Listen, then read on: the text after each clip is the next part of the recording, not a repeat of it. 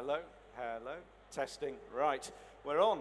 Hello, welcome from your lunchtime perambles. Welcome to this session, which is called Hello? D2C All at Sea on Lifetime Value, which may have a question mark on the end, or it may be a statement. We'll kind of explore that in the next 45 minutes. What we are going to do during this session is review some of the strategies and levers and tools that D2C brands have used effectively over the last few years and see which are still valid, and then look at some of the new levers, tools, and techniques that you might deploy as a D2C brand.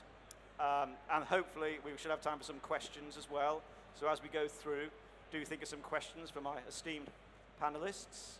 I've got a marvelous panel of experts here, each of whom will give a different perspective on D2C. Just to introduce myself, I'm Branwell Johnson. I'm Group Director of Content at Propeller. We're a specialist agency handling PR, business development, and content. We've got a number of clients in media, marketing, and e-commerce, several of whom are dotted around the shows today. But more important than me are the panelists. So, immediately on my left, we have Natasha Dabell. She's CRM manager at Percival Menswear. She's got a lot of experience in marketing in fashion and luxury, and she's worked on brands like Anya Hindmarsh before. Next to her, we have Nora Zukauskaite. Did I get that right, Nora? Yeah, it was Hi, guys. a tongue twister. Global Marketing Director at Ciete London, Lotte London, and Skin Proud, all cosmetic brands. 15 years in marketing, in personal care and beauty. Strong advocate of independent brands and building independent brands. Then we have Tom McGirr, Executive Strategy Director for social experience agency The Wild, powered by Jungle Creations. Tom's had a long career working at agency side. He's worked on brands like McVitie's and Jacobs. He now leads the publisher-powered agency to help brands unlock social and build communities.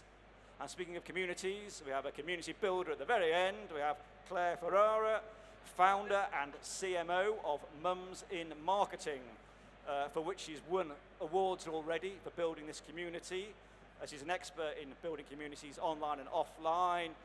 Mums in Marketing is in a very interesting place right now because they're about to start trying to monetize the community, so her insights will be extremely valuable as we go along. Quick scene setter. I was here at TFM, an e-commerce expo, 6 or 7 years ago when D2C brands were having a kind of golden age. I sat in many panels and there was a lot of excitement led by Dollar Shave Club, and it was the era of Glossier launching and Bloom & Wild and Stitch Fix, and there was a lot of focus on curated boxes, subscription revenue, personalization, all driven by that emotional storytelling and trying to create a club feel. Of course, there's a much harder edge to D2C, which is better margins, cutting the retailer out of the picture, access to that very important first-party data. But that was the scene about 7 years ago. It's got a little tougher for D2C brands since. Of course, very recently, it's cost of living and COVID, but in general, it's been quite tough. We've seen some brands pour so much into marketing and acquisition that they've burnt through their cash reserves, and there's been some high-profile casualties like Eve Mattresses and Made.com along the way. But on the other side of the coin, there have been successes, boosted by lockdown in many cases. We've got brands like Vivo Barefoot, Gymshark, Pura, Form Nutrition, all doing pretty well from the look of it. Now, D2C is a sales channel. We understand that. Fundamentally, it's a sales channel, but it is shorthand for a certain kind of business model as well, as I've already kind of explained so far. The lines are becoming blurred between D2C and traditional brand models. But what is true is it's still very hard to differentiate as a D2C and build awareness, and that's why marketing is so integral and important if you're building a D2C brand. So before we jump in, I just thought I'd show one slide. This is actually research by Censuswide for Wyndham & Thompson in the US. It's more looking at D2C as a channel than as a particular brand model, I suspect. But a couple of interesting points. Loyalty program, 25% respondents regarded that as important. Exclusive products, 23%, and these are points we may return to as we carry on our conversation. All right, that was just a scene setter. Let's get into it. May as well start off with that kind of definition of the evolving D2C model. As I've said, lines are getting blurred, but I'd be very curious to know what you think of is D2C. I'll just read you a quick definition I pulled out, which is brands selling their own products primarily through their own e-commerce shops. And there are a couple of buzz phrases around as well. Digital natives, Instagram brands being a more recent one. But maybe Tash, you could start us off. What's your view of D2C and where's your own business sit on that spectrum? So Percival itself is a menswear brand. We have predominantly, most of our business comes from our e-com platform, which is powered by Shopify. And we only have one, but that feeds our entire global market. But we do have a physical retail space, which we absolutely love, and that's in the heart of Soho. And that's really importantly like part of our brand, is to have that where you can come in and experience the online, offline and in person. We do also going to have a pop-up in the US, so that's something that we want to experiment with more out there. But we do have wholesale partners, and even though sometimes we feel like that might we might have to compete with them online, we know that it's important exposure for us, and we want to sit alongside like-minded brands to be able to speak to like-minded customers at the right price. It's a small part of the business, but it's something that we are growing into next year. And yeah. And also, sorry, collaborations. I don't know if anybody knows Percival, but collaborations are a very big part of our brand and a way that we access consumers. So when we launch collaboration, it might be just on our website, or we also have our products on their website too. So it's great exposure for us that way as well. Thanks Tash. Nora, and your company on its view of D2C? Yeah, absolutely. So we define ourselves as retail first brand, actually.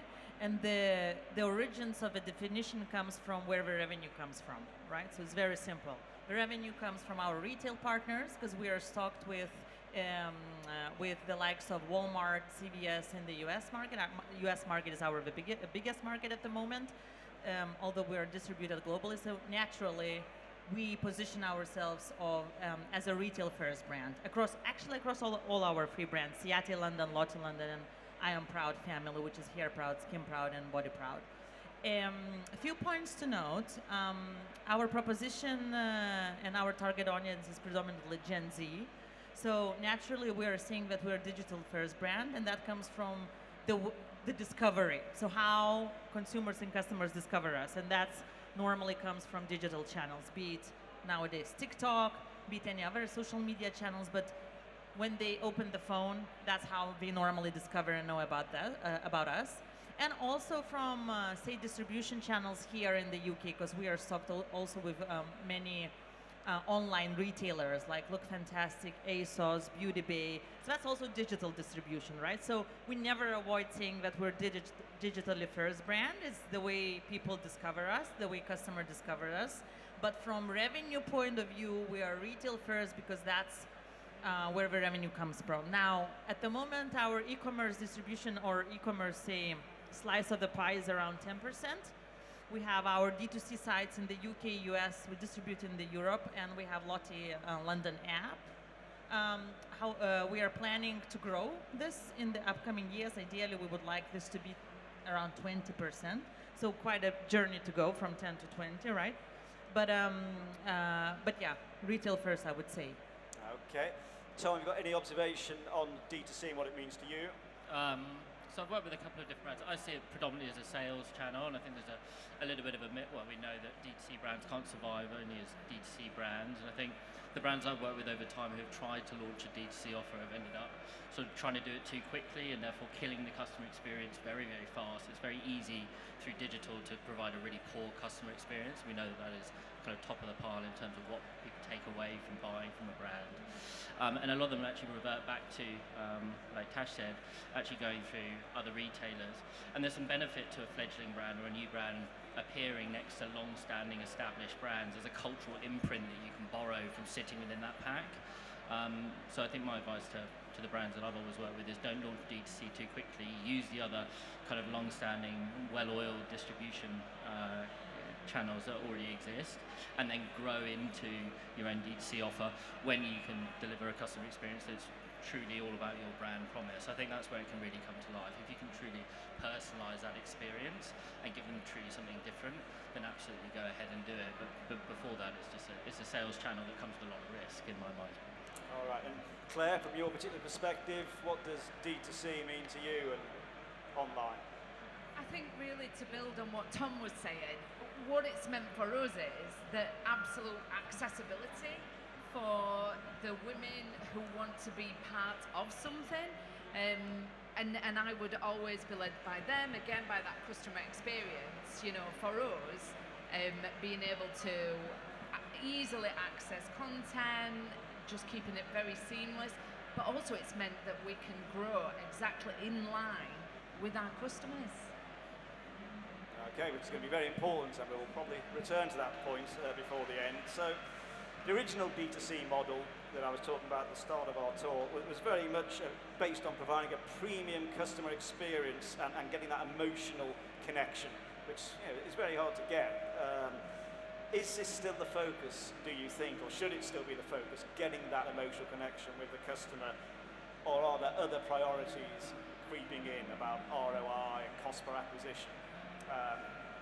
Nora, maybe yeah, I can pick this up. I think when you talk about loyalty and premium experience, I think the two kind of aligns quite closely. We cannot ignore the word community, right?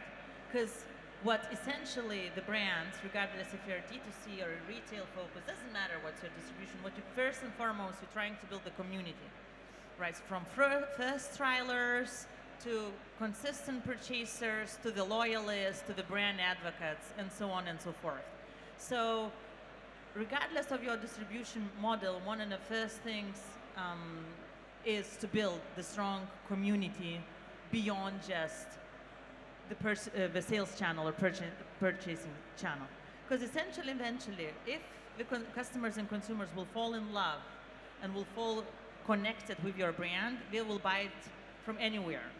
And that should not be a big focus if you're retailed across different channels from where they buy, as long as they buy, right?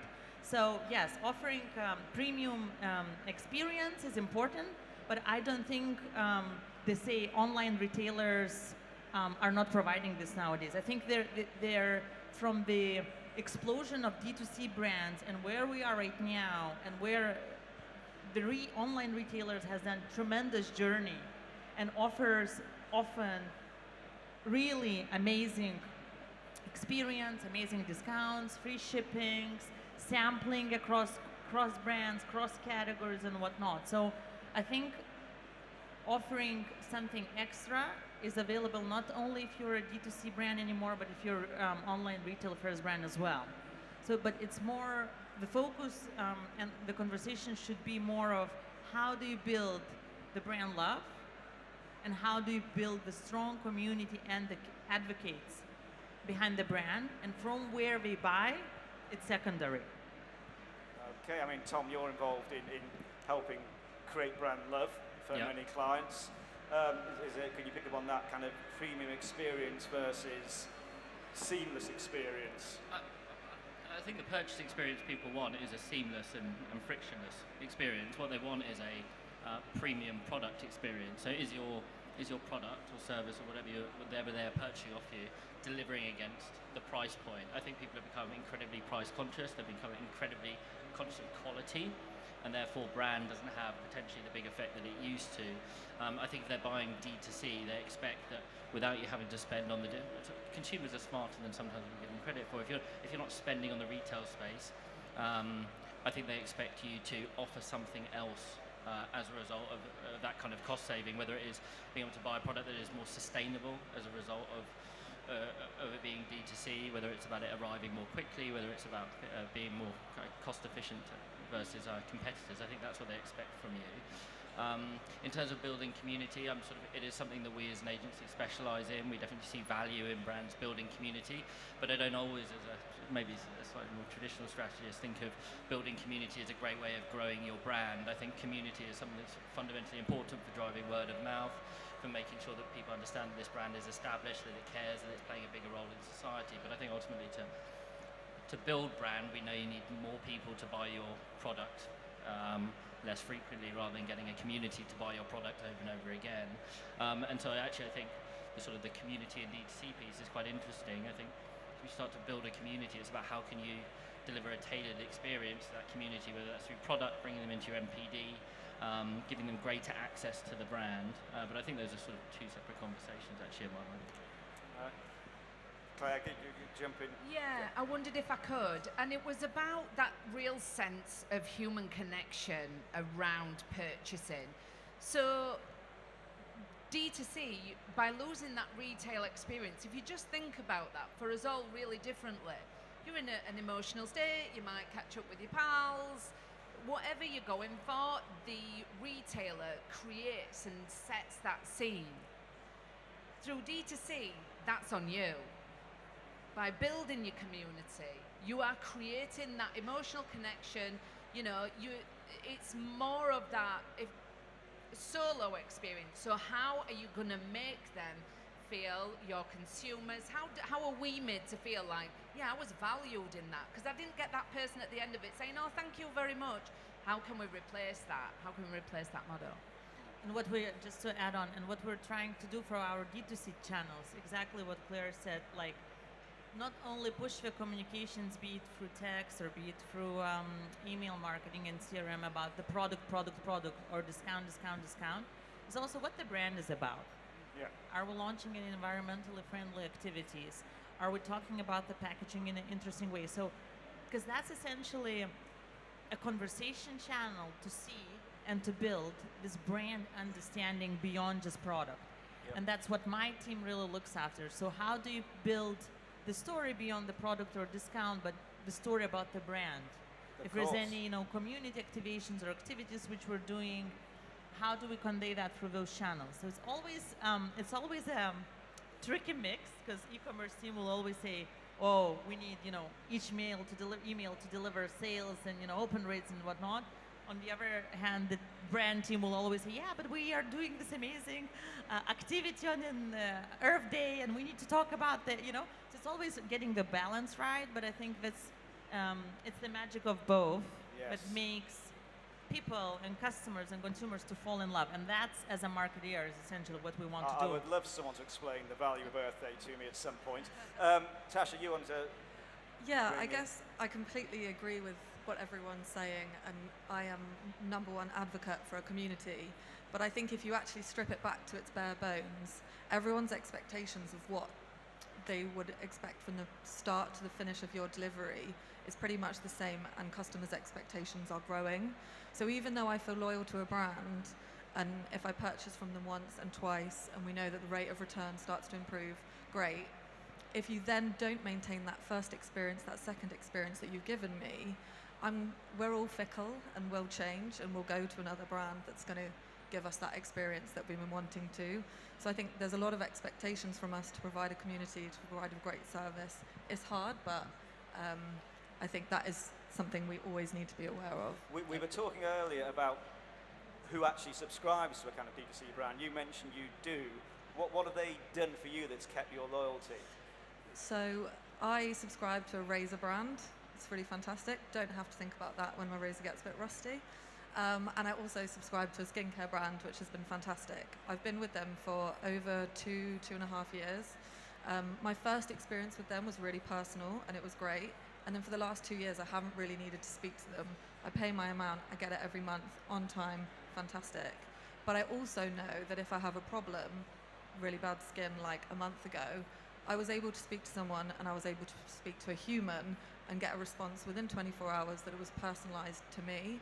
And for me, that was amazing. Like, even though I know for the next 2 years I probably won't need to speak to someone, knowing that there is a human on the end of the line is really comforting, and I will keep being a customer of theirs until that changes. Well, keeping the human in the mix and in D2C sounds pretty important. Shall we have a quick walk through some of those kind of techniques and levers that have been used in the past? Let's talk a little bit about content possibly, and how important it is to develop the right content. Tom, you're producing content for lots of clients all the time. what are the stepping stones to identify the right content? And I was actually going to ask Tash a question on a quite similar thing. I guess so for me, I love buying into the brands D2C. I'm a big Percival shopper. Actually, I turned up on our kind of introductory call wearing Percival, not knowing that Tash worked there, which was quite embarrassing. And then we crocheted today together. But I think if you, as a brand like Percival, we're now so used to being able to go onto a website of a new brand that's emerged. We've seen it somewhere. There's a huge amount of content, storytelling behind the brand, speaking to the quality, speaking to potentially the founders. We see that a lot with startup brands. Then when you move into retail, how do you deliver that same experience to an individual who's used to sort of getting so much richness from a brand story? D2C allows us to tell such a rich brand story. Actually then, what's the risk when you extend that into a retail space? Yeah, so we have quite a lean team, both in the head office and in our store. Most of them have been working with us for a long time, and we connect a lot to talk about the clothes. Chris, our founder, often goes into the store when he can, and so that's how we're able to kind of deliver those stories. And then a lot of the content we create online translates into what we're doing in store.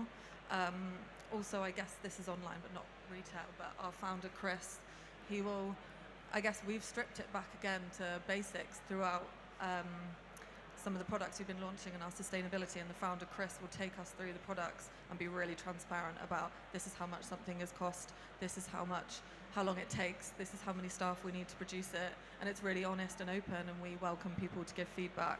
And even when people come in store, they have relationships with the team in there, and they're able to chat to them. Hopefully you'll remember their name, and so that helps kind of create and build that experience.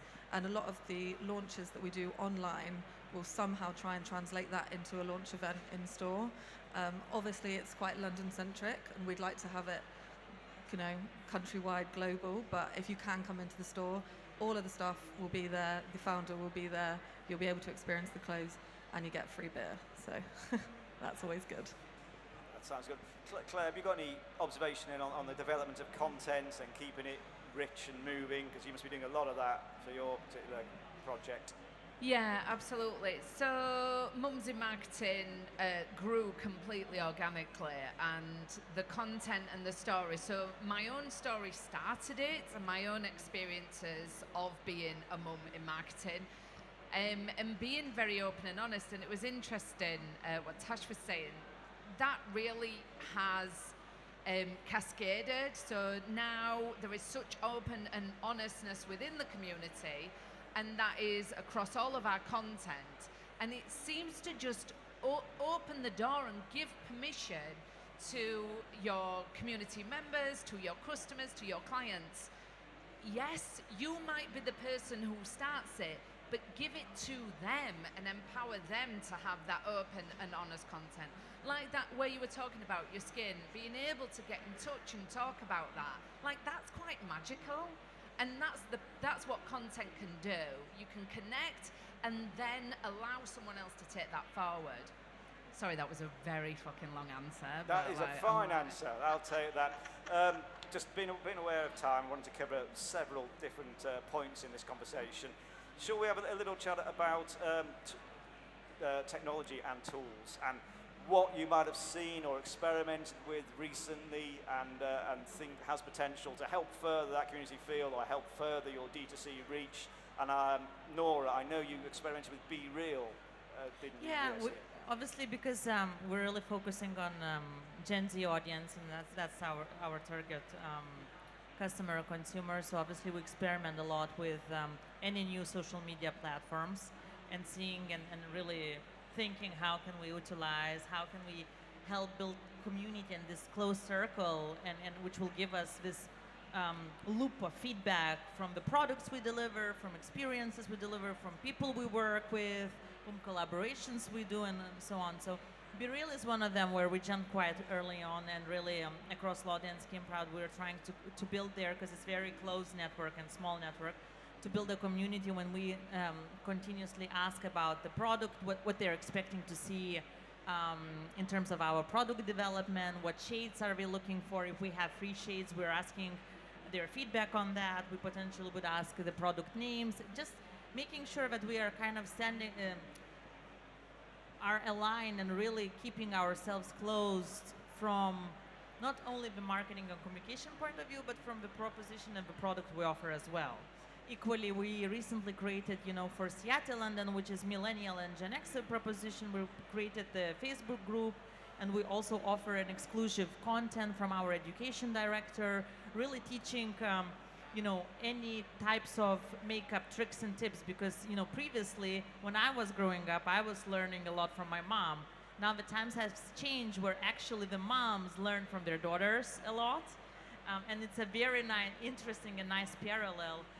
So we're making sure that we are not only providing the tools, makeup itself, but actually explaining, for say moms or just that generation how to use makeup and makeup innovation, which is popping up today. So really thinking about building insiders, if you will, and just validating everything we do from this internal circle, and at the same time also, building loyalty, building word of mouth, and so on. It's interesting you mentioned Facebook, because obviously it kind of fades in the background when we're talking about Gen Z and it's all TikTok. But Tom, one of your areas, what can you tell us about social media and what we should be looking at the moment for helping build communities? Yeah, so we predominantly help brands build communities through social platforms, and depending where their current community sits, the age and demographic of that community defines potentially which platform we're going to look at more keenly. I think if anybody came in on the DLR, Bullseye Barbecue Sauce are out there doing a little pop-up. We used to work with them, and they're a real success story for us in terms of building a community through Instagram and then allowing that community to entirely change the MPD pipeline that they had coming up. I think where we're moving now is actually looking at how do you take those insiders or kind of the die-hard fans into more private communication channels. So we run the social accounts for Red Bull and for Disney, and of course they have enormous communities online that they want to protect and nurture, but there are millions of them, so they can't have a one-to-one relationship with those individuals. So the way we're looking to move them is move them into a Discord or potentially a brand-owned kind of closed community group that might be there for the long term. It might have a finite lifespan depending on whether you're attaching it to a specific event, to launch. And through those channels, you're able to sort of reward those more loyal consumers and audience members with either exclusive content, exclusive product, exclusive access to kind of ambassadors in the case of Red Bull. And I think that's where kind of consumers are now wanting to go. They love being part of a social community, of course. They're able to interact with one another, but if they kind of really give time to a brand, they're starting to expect more and more, especially of those kind of big global brands. Totally. Tasha, what about stuff you've been experimenting with maybe lately or looking to experiment with? Yeah, as you mentioned, Discord's something that we've launched in the last 6 months. For those who might not know, can you just explain what Discord is? Discord, I'm probably going to do a really bad job of this. I think it started as part of the gaming community, as a channel that they can all talk amongst. So it's basically like a giant WhatsApp chat, but there's like subsections of it. So we have a personal Discord, and there's one channel where you can talk about, they can give us recommendations. There's another channel that people can post their fit pics, and there's another channel for us to announce things to them. So that community has been highly engaged, and it's been fantastic. Almost every single Percival HQ employee is on our Discord.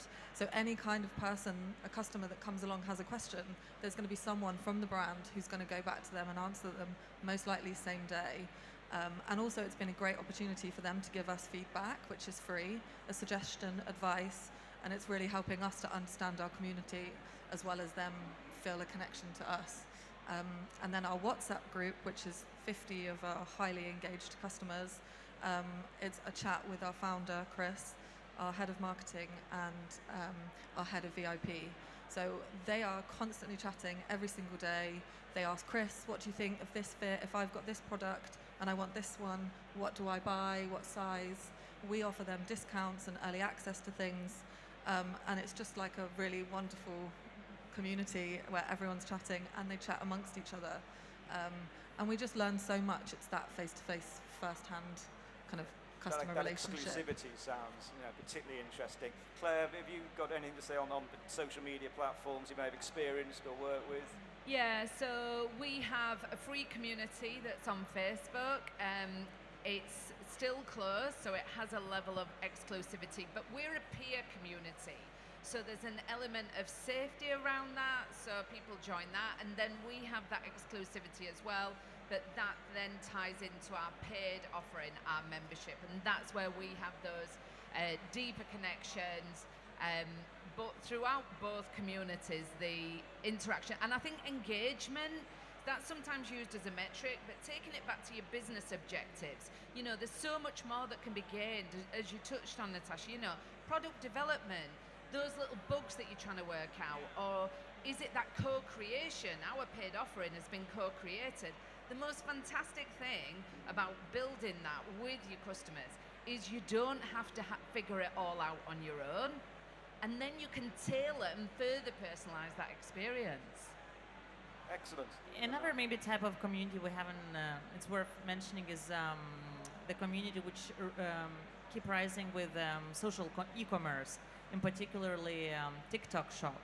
So TikTok creative platform is really on the rise and growing really swiftly, and what they are really doing very well, and it's becoming one of the biggest e-commerce channels, if you will, for us, is creative selling. So they are basically, imagine the Avon or Mary Kay back in the day when anyone could sell their products and build their empire. So essentially you can do this now for TikTok shop. If you're a content creator, you can tag the products and you will get automatically a percentage of revenue from each sale. And that's been phenomenal.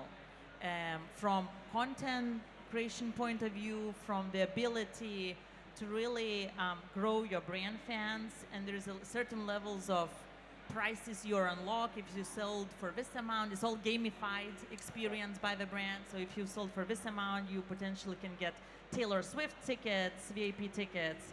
If you're selling this amount, so obviously brands come up with whatever levels of rewards they come up, and we have also the WhatsApp groups who sell the most, etc. So it's really community, but in a sort of different level, right? So it's bringing what Avon and Mary Kay did back in the day to nowadays, and giving the power to earn for every creator out there. I think this is very powerful. We've seen this happening in the Far East years ago, and we're seeing this more and more becoming a sort of big revenue driver for e-commerce brands and now here in the Western markets.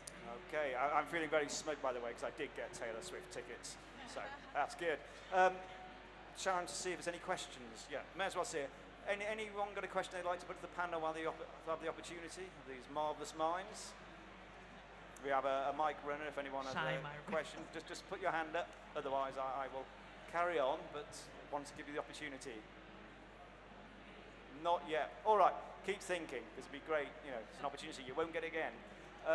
I'd just like to return to something we kind of started with, which is talking about getting the balance of your marketing investment and scaling and not burning through cash and not degrading the customer experience because you're trying to scale too quickly. And it's an all very complicated, complex kind of algebra there. But any comments or insights on your marketing investment, but bringing the rest of the business along in line with the marketing? Is it something you thought about, Tash? Yeah, we're, like I said before, a very lean team, so we really heavily rely on our tech stack. And also from that, you then get customer success managers within that who also are working with 100 other brands like yours to give you advice, whether that be on your platform, through your marketing. And if it's not working for you and you don't have a 12-month contract, don't stay with it and get advice from other brands on what's working for them. So all of that has been very helpful to us. I could reel off 101 things that we use, but it helps our personalization, it helps our email marketing, and it can be worth the investment. And sometimes it's only like $50 a month, but it will really give you some time back for your work as well. All right, and Nora, you've got a lot of experience in balancing that marketing, scaling. So essentially me and my team are responsible for brand, and brand performance and brand perception and whatnot. We have a different department which drives e-commerce and e-commerce revenue, and it's quite like interesting because my team's measurements and ROI is normally from retail sales, and that's how we are essentially get judged. And so all the marketing budget which sits within me is normally for brand awareness overall in the across different markets, and as well as driving traffic and revenue to the retailer. Now, e-commerce, though, the budget we have a bit for lead generation and so on and so forth, but say performance marketing budget is purely assessed or judged on ROI, right? So ROAS, it's very numerical, etc. Now, whenever we see a bigger brand activation happening or a success overall, say a product went viral on TikTok and we sold out in Walmart, we will see this immediately mirrored across our e-commerce channels, you know, across our app, across our website, etc. So, but there's always, when we launch a collection, which for example for Lotte London we have now for Halloween and Vampire Diaries collection, the marketing budget would always go retail first, e-commerce second. And it's always difficult to balance, but it's balanced based on who brings the revenue, you know? And if we do something brand-wise to serve the market, we will know that it will equally trickle each channel, be it e-commerce, be it retail. But it's always like you know, if you want essentially to grow your e-commerce, naturally you need to invest more, you know, in that channel. So it's always a very tricky balance. So we do have some exclusive projects and campaigns which we do only for our e-commerce and our website. So exclusive products which we launch only with them, or exclusive bundles we put only with our e-commerce team. But it's always a little bit tricky. I'm a huge advocate, again, if the consumer wants your brand and loves your brand, he or she's gonna find where to buy it. He might be in Walmart because it's just around the corner from the home and will buy it. He might have a loyalty card with, I don't know, Space NK, where we get the better discounts, or he wants the freebie from other, or free shipping from your website, so he or she will buy from your website. Because consumer chooses the most convenient journey for him or her based on location, perks he or she might have and whatnot. As long as consumer buys your brand and not competitor's brand, that's what matters really. Claire, did you have something? Yeah, I think that there's two aspects to this. Number one, and I'll just say it doesn't matter how much you spend on your marketing, if your product is not delivering, or it's, you know, you've not acted on the feedback, that is going to burn your marketing budget, because the feedback's coming in, and I think we have seen that with D2C brands. They were focused on the scale, but they weren't actually looking at the product and what changes could be made. The other element is, I think that, oh, sorry, shit, I was lying, there's three. The other one is patience. I think there's an element of patience, but this is where your content and your messaging is your friend, because if you connect with the right people, they will market it for you. And it's more than referral codes, bit like what you were saying there, Nora, you know, Mumsy Marketing, completely organic, and we had a massive uptake when our membership launched. And they did that because they really believe in it. There were absolutely no referral or kickbacks, nothing on that. Okay, interesting, Tom. The balance we usually, or the challenge we come up against if a brand has a significant D2C offer is actually how tempting it is to get into activation-led content and campaigns. I think the seeming proximity between Instagram and purchase gives brands the sense that they can trigger that purchase very quickly. And I think all the reports we read say that your in-store shopping has gone back up to pre-pandemic levels. That's kind of receded now. So a lot of research takes place online, a lot of discovery takes place online. And so to Nora's point, I think sometimes a little bit more investment in brand storytelling, getting people to fall in love with your brand through social or digital channels is really actually where we're trying to usually force the budgets, rather than get sucked into that short-termist activation-led approach, which is just diminishing returns. Well, of course, storytelling is an art as well. It's not, unless we're going to leave it to AI to do most of the storytelling. We might get onto that in a minute, but one more sortie to see if there's any questions out there at all for the panel. Please put your hand up if you've got a question, or we will keep on talking. Yes, have a gentleman here in the blue shirt. If you could just say your name and where you're from, that would be helpful.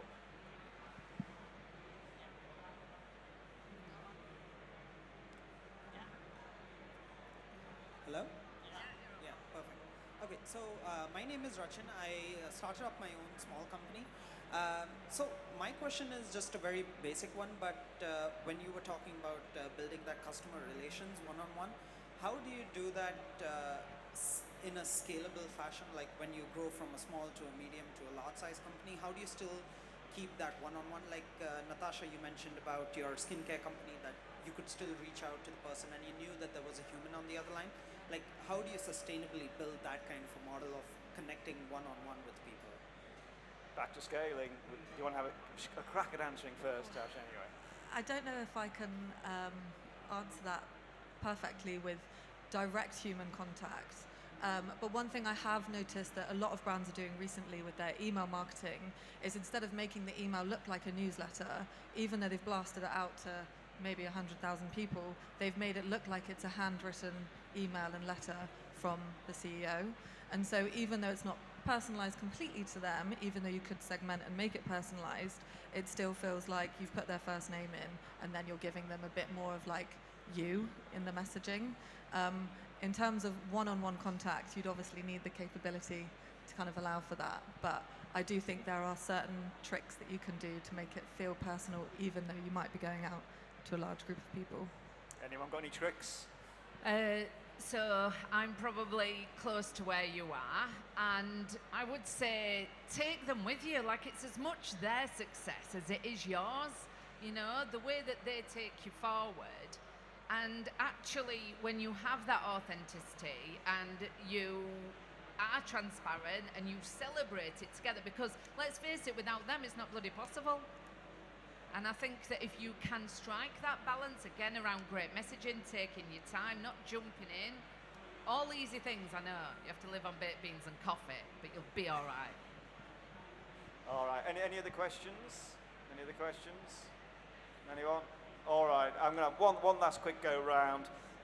What is your one piece of advice to a brand operating primarily in D2C? What should they be considering, reviewing, or thinking about as they go into the final quarter or 2024? Go. I'm going to spout loads of marketing lingo at you, but I stand by it. There's always some low-hanging fruit. There's always a dial that you can turn. There's always some copy that you can tweak or an image that you can change, and that will have an impact. Good or bad, you're going to learn something from it. So just don't be shy and give it a go. Yeah, building community, I think, for me, it still stands out. So what's your differentiating point? Why a member of your customer or your customer would be a part of this community? What it is that what mission are you bringing them onto? What is the mission, the bigger mission than just buying your product?